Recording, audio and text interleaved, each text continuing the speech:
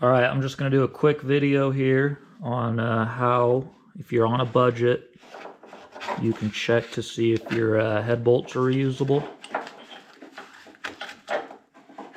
You know, I always recommend using new head bolts, but if you're balling on a budget, take your thread pitch gauge, measure your threads. That's a 13.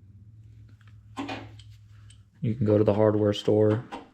You can take a bolt too, obviously, with you to the hardware store and check. But grab a bolt, run it all the way up. If those threads are good, then the threads haven't been stretched.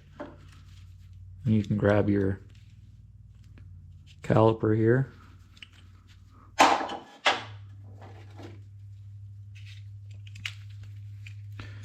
And just measure the width of the shank.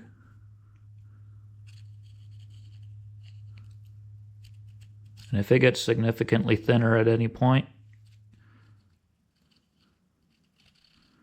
it's been stretched. You shouldn't reuse it. But if you're on a budget and you're trying to reuse every single bolt, you can check them all that way. Give you a little more peace of mind. And then when you put them in, I recommend this stuff. It's good for water jackets and oil.